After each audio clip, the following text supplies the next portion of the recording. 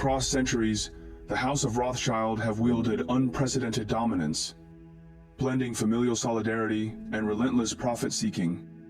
From modest roots, they rise to influence international finance, wars, and politics, and become the most formidable banking dynasty of their age.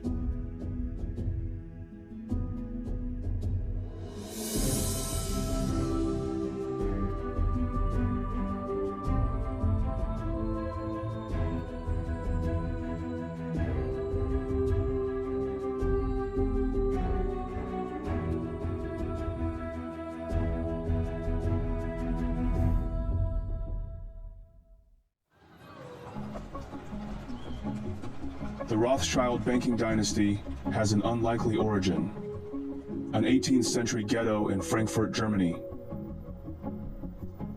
Like many of his time, Mayor Amschel Rothschild can't own land or farms due to his race. So, he follows his family's path and becomes a textile trader. The ghetto was not very encouraging. Shops spilled heaps of second-hand clothes and soiled household goods into the alley. Frankfurt Jews are barred from farming, from handicrafts, even from dealing in nobler goods such as weapons, silk, or fresh fruit. Mayor Rothschild quickly grows discontented with trading textiles and becomes eager to explore other ventures, ones that offer higher profit margins. He soon discovers that trading gold coins and antiques could be much more lucrative. Mayor Rothschild quickly establishes himself as a shrewd trader and uncovers a brilliant strategy known today as front-running. He worked as a court agent, much like today's stockbrokers. His main client was Prince William of Hesse-Kassel. Whenever William wanted to purchase gold coins, he would ask Mayor Rothschild to obtain them from the market. What Rothschild did was this.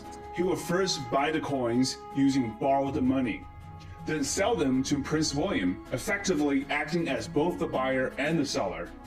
This practice is known as front-running in modern terms. In doing so, he profited twice, once from the 8% commission fee, and also from front-running Prince William. By 1782, Mayor Rothschild has amassed a colossal fortune and earns the position as the investment manager for Prince William's vast wealth.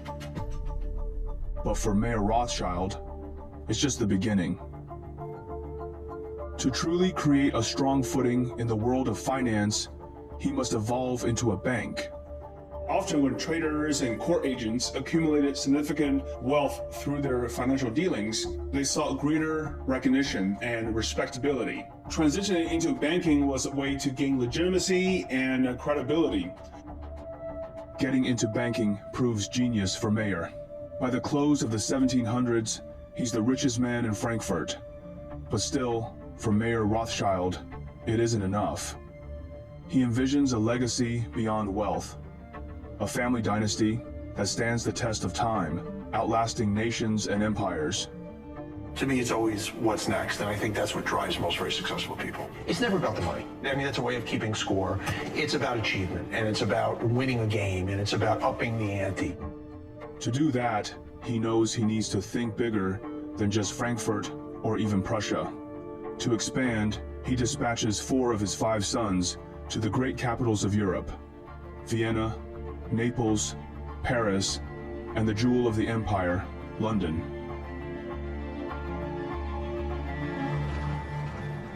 In the early 1800s, Great Britain stands as a global superpower with a vast empire across continents. With the British Royal Navy unmatched, the seas are theirs. The Industrial Revolution is transforming the economy, making Britain an industrial and manufacturing powerhouse. The financial sector, centered in London, is robust. With the establishment of the Bank of England in 1694, London becomes a global financial center. Mayor Rothschild has built a thriving banking business in Frankfurt, but he realizes to sustain the long-term prosperity of the family, he needs to expand to different major cities in Europe, including sending his 3rd son to London, England. His name is Nathan Rothschild.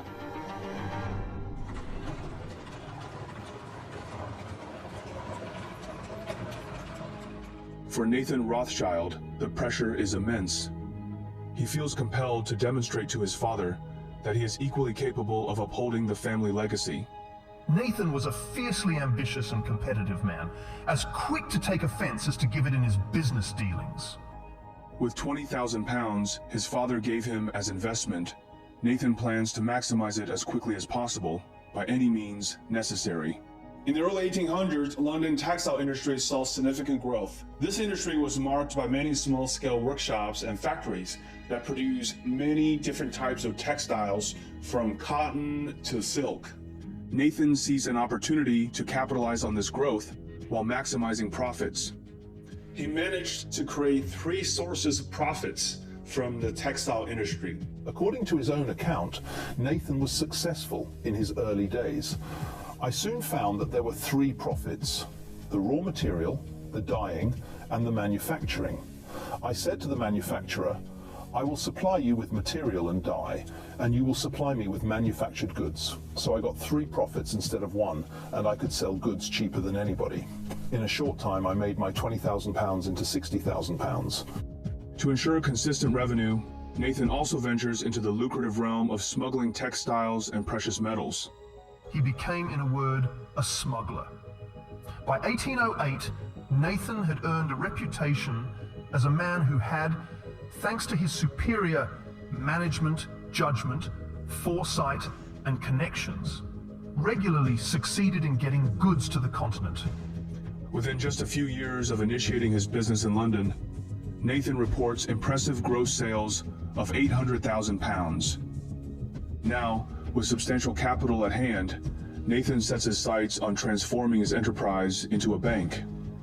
He plans to build it to be bigger than his father's bank in Frankfurt.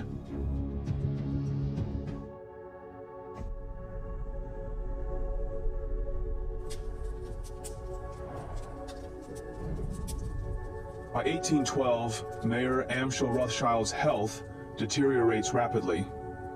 He soon realizes that death is inevitable.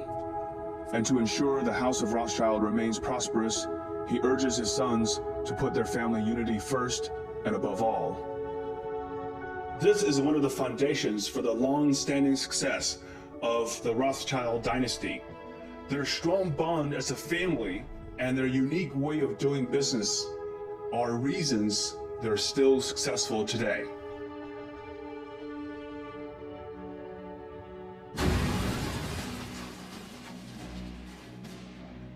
As the Rothschild sons establish their banking houses in different cities, Europe enters an age of wars set to span over a century.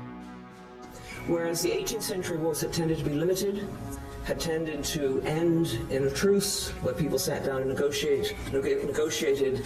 The wars of the 19th century, at least some of them, became increasingly ideological and increasingly difficult to stop.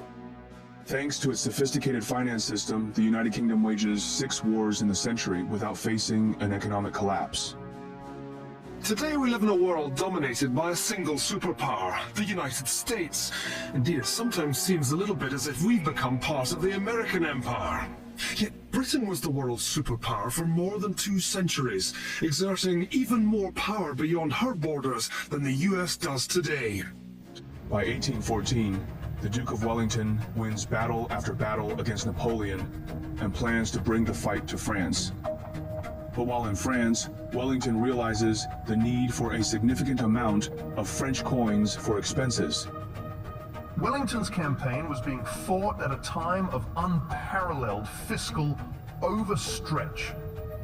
In protracted campaigns like Wellington's in the Iberian Peninsula, more sophisticated methods of procurement were necessary. Above all, it was essential to be able to purchase supplies and to pay troops. Nathan sees this as a once-in-a-lifetime opportunity. If he can meet this challenging demand, it can elevate his bank to unprecedented heights. Nathan subsequently made what he had done sound easy. When I was settled in London, the East India Company had £800,000 worth of gold to sell. I went to the sale and bought it all. I knew the Duke of Wellington must have it. I had bought a great many of his bills at a discount. The government sent for me, and said they must have it. When they got it, they did not know how to get it to Portugal. I undertook all that, and I sent it to France. And that was the best business I ever did. By the mid-1800s, as Europe turns into a hotbed of war, its countries increasingly need the foreign exchange market. To start a war, you need money. If you lose a war, you often have to pay the other side. For the House of Rothschild, wars become a profitable business. Their network of banking houses provides a unique competitive advantage. Back then, the modern banking system was just starting, so they could charge high fees, sometimes as much as 8% for providing currency exchange services. But revenues from commissions are just a small part of their income source. The Rothschilds understand that in the world of finance, information is everything, and speed is king. They were one of the earliest successful forex traders, using private carriers and even leveraging well-trained horses and pigeons. The Rothschilds stay steps ahead of the competitors. As a result, currency speculation becomes their most profitable business. The profit for the London house keeps rolling in, and Nathan Rothschild becomes the richest man in the world. But even the most powerful man in finance can't defeat the ultimate enemy.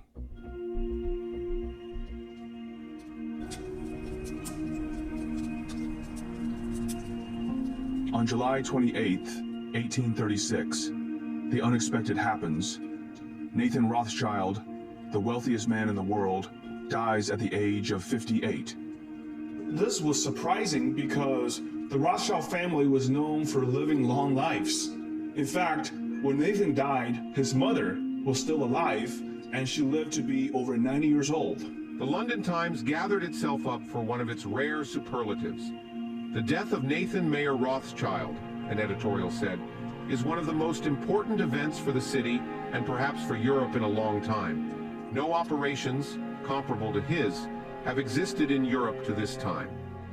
Nathan Rothschild's death has a huge impact on the market, but the House of Rothschild lives on without him. Thanks to a decentralized banking system they have created, the banks of Rothschild's family continue to thrive. But now, they need a new leader. Nathan Rothschild's youngest brother, James Rothschild in Paris, becomes the commander-in-chief of the family dynasty. For James, the pressure of being a Rothschild is immense. While government bonds and war financing remain profitable businesses for the family, the competition saturates the playing field, eating away at their profit margin. To bring his family new glory, he looks for a new edge. Nathan's youngest brother James was markedly less submissive to his will than the other three. The youngest brother was intellectually and temperamentally Nathan's equal. He also had the advantage of a better schooling. Even in acknowledging Nathan's leadership, James was less than deferential. James Rothschild soon sets his sights on a new burgeoning industry, the railroads. In the early 1800s, Europe witnesses rapid railroad expansion, starting with England's Stockton-Darlington line in 1825. Railroads revolutionize transportation, foster industrial growth, enhance trade, and reshape landscapes, ultimately connecting major European cities and regions. Throughout the 1840s, the Rothschilds provide financing for many railway ventures, reaping substantial profits from commissions and trading railroad bonds and stocks. The Rothschilds were clever with their money. They often used other people's money to reduce their own risks. James Rothschild played a big part in what was known as syndicate in France during this time. By now, the Rothschilds are more than bankers, but the bank remains at the heart of the family business and generates the funds that are then invested in assets that are in increasing demand. Metallurgy, mining, and above all, railways.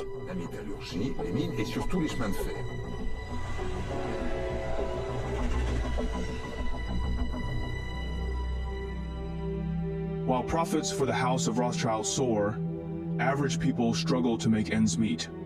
The income disparity between the rich and the poor remains as pronounced as ever. The industrialists of that period of time are people who are out for themselves to make large fortunes as quickly as possible, even if it means pressing the envelope of what they have to do. After suffering consecutive wartime defeats, by the 1840s, the French government finds itself deep in debt. And as a result, the nation's economy teeters on the brink, leading the French populace to grow increasingly resentful of both the government and the financiers backing them.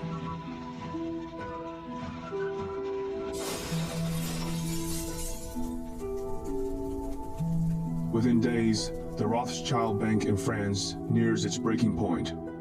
As the head of the French bank, James is desperate to save his institution. He turns to his nephew in London, Lionel, the son of Nathan Rothschild, for assistance.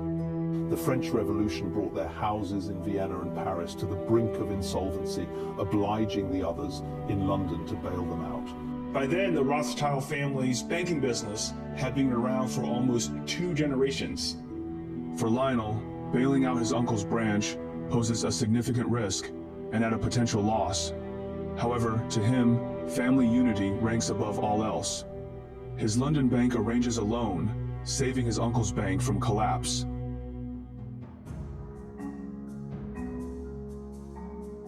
But it doesn't stop there.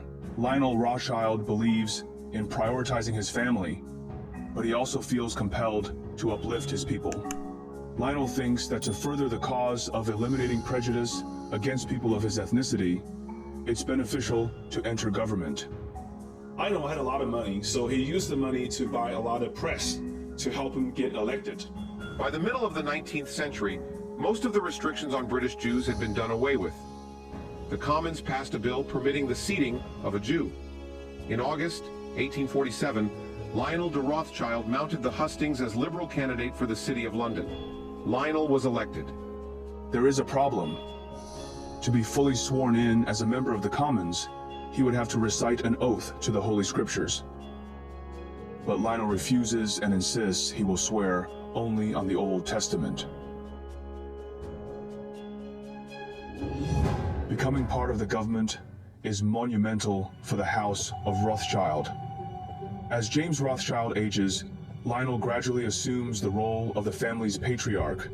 But what Lionel doesn't realize is that, though the House of Rothschild reigns supreme in Europe, a new banking empire emerges, poised to challenge their dominance. The early success of Rothschild is largely attributed to information, intelligence, and knowledge. Nowadays, learning anything is much easier as we have access to vast resources online. One of the best ways to learn math, data science, and computer science interactively is with Brilliant.org. Brilliant is fantastic because it offers more than online learning. It's interactive, visually engaging, and perfect for busy individuals. Complex topics are broken down into bite-sized lessons, making it easy to master concepts with just 15 minutes of practice a day. Recently, I've been diving into their cryptocurrency course, learning about blockchain, and it helps me get a better understanding of crypto projects and whether they're worth investing in. Brilliant offers interactive puzzles, riddles, and games, allowing you to enjoy the learning process without having to simply memorize facts. They expand their courses with new content monthly, including How Large Language Models Work, a course designed to help people stay ahead of the AI wave. Additionally, you get to learn practical skills that can potentially enhance your professional career for a lifetime. Visit brilliant.org/Phineas or click the link in the description for a 30-day free trial. The first 200 customers will receive a 20% discount on their annual premium subscription. Thank you, Brilliant, for sponsoring this video. Junius Morgan is a British banker of the merchant banking firm, George Peabody and Company. By 1864, upon Peabody's retirement, Junius takes control of the firm. Junius Morgan always had a gravely mature air. He was the sort of prematurely middle-aged young man old financiers found consoling. He was solemn and businesslike and always master of his emotions. Junius Morgan understands that to play in the big league, he needs to venture into government financing. And for a banker in the 1800s, nothing presents more opportunities than wars. In 1867, France tries to purchase Luxembourg from the Netherlands. However, Prussia opposes the move, leading to rising tensions. The Chancellor of Prussia, the notoriously ruthless military man, Otto von Bismarck, waits for an opportunity to strike. On July 19, 1870, Napoleon III declares war on Prussia. This declaration aligns perfectly with Bismarck's aspirations for a war that would further German unification under Prussian leadership. From the very beginning, Bismarck had a wild temperament, and it was very difficult for him to rein it in. He had these two sides, a clear intellect and tremendous precision. It was the combination of his wildness and his intelligence that drove him to escapades, drunken excess, or duels or fencing. Bismarck always wanted to fence to prove his manliness. I see him as a raging bull. Having financed wars for a century, the House of Rothschild possesses an uncanny ability to predict if a country will win or lose. They have no faith in France to defeat the formidable Otto von Bismarck, and it will not make sense to lend money to France. While major banking houses like Rothschild and Baring avoid lending money to the French government, Junius Morgan sees this as the opportunity of a lifetime. It doesn't matter to him if France can win the war. What's crucial is if France can repay the loans. He quickly understands that even if France loses, the nation's economic resilience ensures their capability to pay back the loans. Although French politics was very shaky at the time, the French economy was very diversified, and more importantly, it had a very efficient tax collection system. Through his syndicate, Junius Morgan raises over £10 million for the French army. As an American banker, he also grants the French government access to purchase American arms.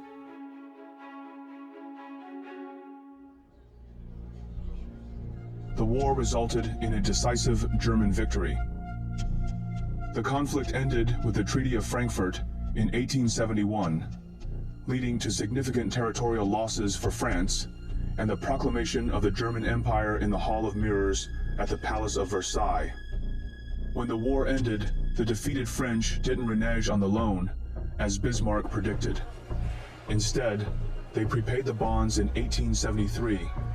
As a result, Junius Morgan walks away with a fortune from this windfall. The loan netted him a whopping £1.5 million.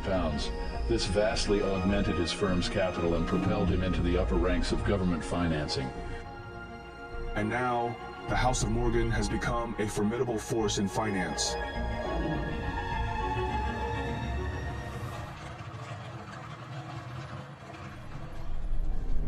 While Junius Morgan strives to establish his banking dynasty, the House of Rothschild faces mounting challenges.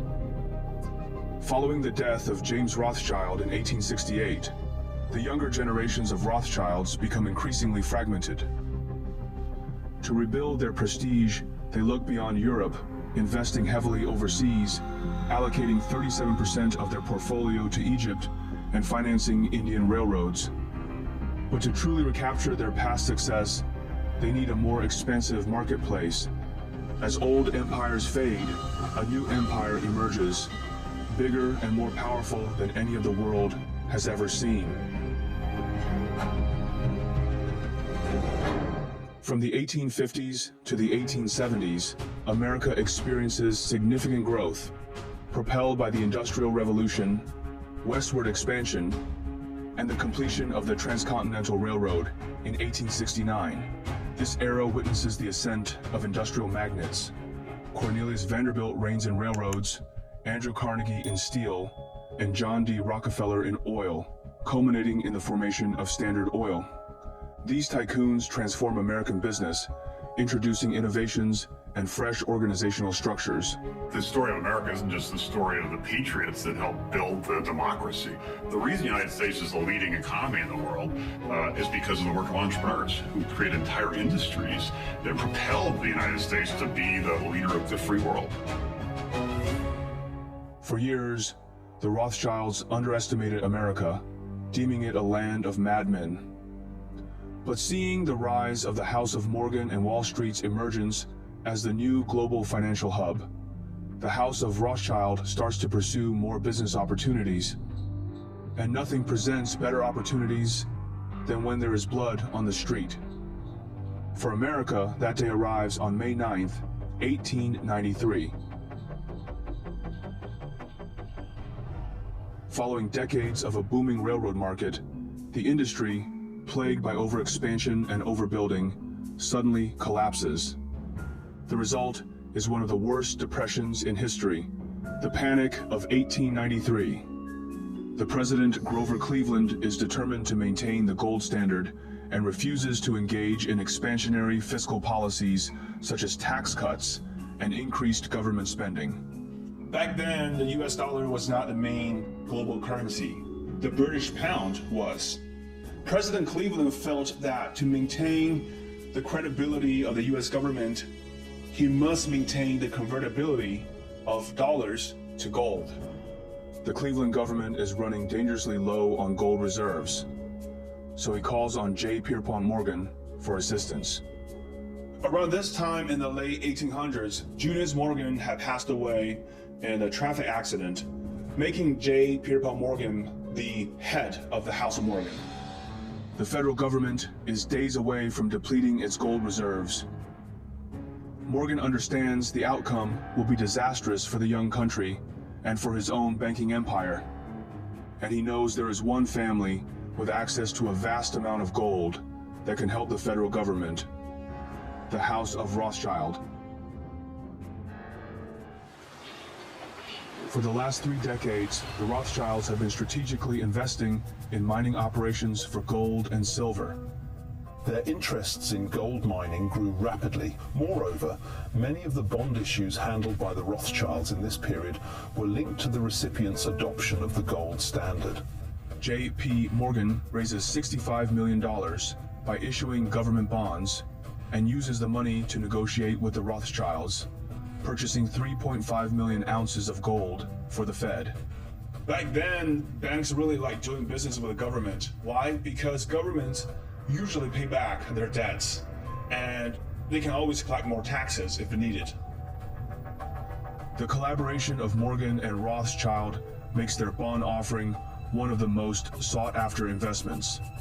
The gold bonds sell out in 30 minutes when offered to the public. America enters the world scene as a new empire, one that rivals any in the history of the world, a superpower.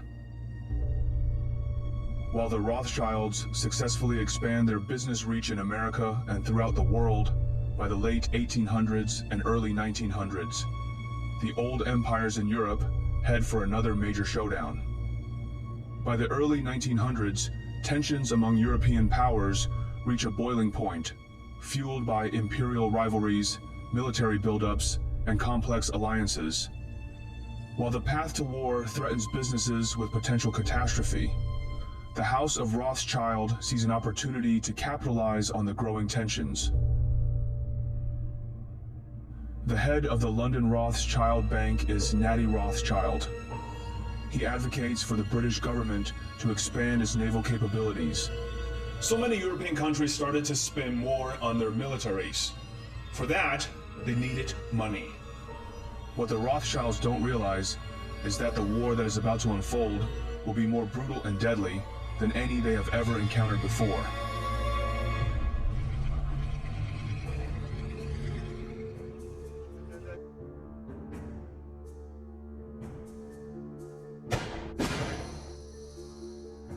Following the assassination of Archduke Franz Ferdinand of Austria-Hungary, Europe plunges once again into full-blown war. Look at Serbia. Serbians are saying, we don't want to be ruled by the Austro-Hungarian Empire. That's an old, tired, imperialistic structure. We are our own country. It's the Serbians who assassinate Archduke Ferdinand and his wife Sophie, and of course, that's the trigger that begins the whole conflict. This war features trench warfare, new weaponry, and results in massive casualties, with an estimated 10 million soldiers and 7 million civilians dead. For the first time, members of the Rothschild family align with opposing sides. Though the Rothschilds survive World War I and even profit from war financing, their scale of operation is overshadowed by the rising banking dynasty in America, the House of Morgan, now led by J. Pierpont Morgan's son, Jack Morgan. The Morgan Bank serves as the key financier for the U.S. government during World War I, raising funds through war bonds and extending crucial loans to European allies. In 1935, the Jewish Chronicle ventured to suggest, with perhaps a hint of relief, that the Rothschilds' heyday was waning. The most intellectually gifted of the next generation of Rothschild men turned his back on the family business. After World War I, the House of Rothschild finds itself in disarray, and different banking divisions pursue various objectives and become more integrated into the countries where they operate. At the same time, Europe sees a surge in anti-Semitic sentiment, driven by economic hardships and political unrest. The Rothschild family, as prominent Jewish bankers, faces heightened scrutiny and hostility. In Germany, following its defeat, the nation endures one of its most severe economic downturns. A new kind of leader harnesses the anger of the German public and swiftly rises to the position of chancellor. His rise to power spells trouble for the House of Rothschild, especially the German banking branches.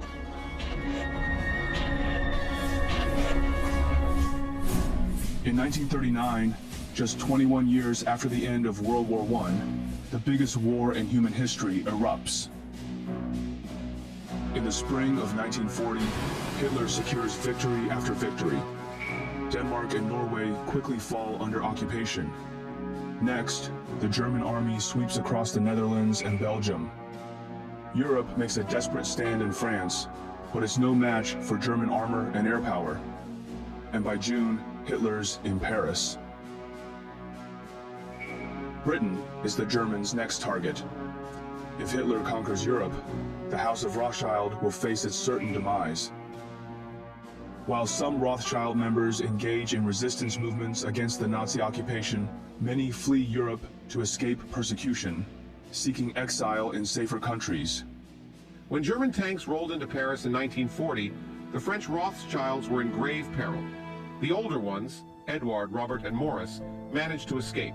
They ended up by sundry paths and stops in the United States or England. As a result, the family endures significant financial and personal losses as their assets are seized and properties confiscated. General Eisenhower informs me that the forces of Germany have surrendered to the United Nations. The flags of freedom fly all over Europe.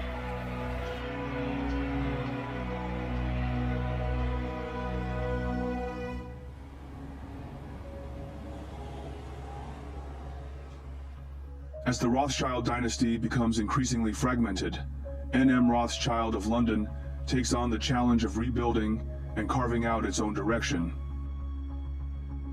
For N.M. Rothschild and Sons, their core competitive advantage remains government financing. This has also been a core strategy of the Rothschilds. They worked closely with the government to finance big projects. The Rothschild believes that as long as they had good relationships with the governments of strong countries, their business will always do well. Rather than aiming for expansion, Rothschild preserves its business model as a private club, financing elites while evading public scrutiny. By the 1970s, a future media mogul seeks N.M. Rothschild's assistance. His name is Robert Maxwell. Maxwell served in the British Army during World War II. After the war, he worked for British intelligence and later entered the publishing industry. In the 1950s and 1960s, Maxwell acquired several British publishing companies, including Pergamon Press and Mirror Group newspapers. He had a traumatic beginning to his life as a child, and most of his family were wiped out in the Holocaust. I think the experience of extreme poverty and great hardship scarred him for life. Not being thought became an absolute imperative. But to expand his business empire, he will need money, lots of money, the type only powerhouses like the Rothschilds can provide.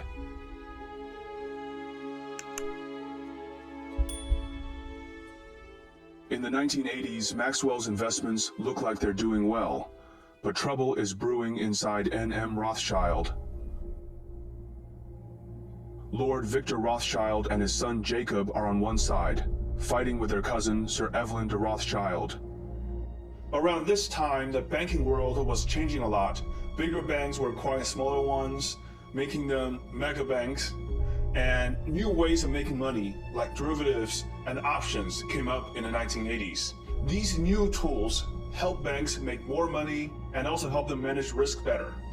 Jacob Rothschild believes the bank must adapt to modern corporate strategies and pursue aggressive expansion. Sir Evelyn, who leads N.M. Rothschild and Sons, asserts that modernizing the ownership structure risks the family's absolute control. He insists the Rothschilds' bank must always be wholly owned by the Rothschilds, even if it demands short-term sacrifices.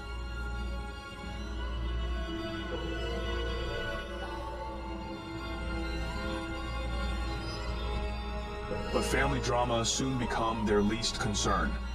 A massive scandal erupts, threatening the Rothschilds' reputation. The millionaire newspaper publisher Robert Maxwell is dead. He disappeared overboard from his private yacht early this morning while cruising off the Canary Islands. In the early 1990s, revelations surface that Maxwell misappropriated hundreds of millions from his employees' pension funds to sustain his enterprises and luxurious life.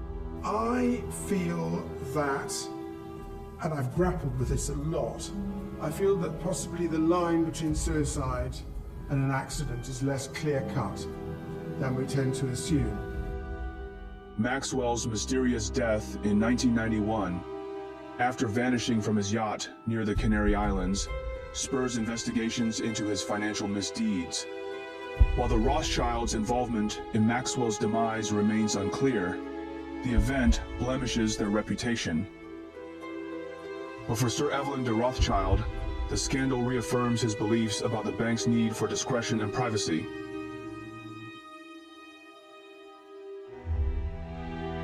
But N.M. Rothschild is still just the tip of the extensive Rothschild legacy. By 2023, the Rothschild family diversifies its interests across multiple sectors, extending beyond traditional banking. Their enterprises encompass investment banking, wealth and asset management, private equity, and philanthropy. The original banking establishments in Paris, Frankfurt, Vienna, London, and Naples, once the bedrock of the Rothschild banking dynasty, have adapted to the evolving financial landscape. While banking is still central, the family's influence now permeates a wider range of financial services. Throughout history, the Rothschild family was often not hesitant about making more money. But when it comes to maintaining family legacy, they were able to let go of those opportunities. This kind of long-term view is both respected and scary.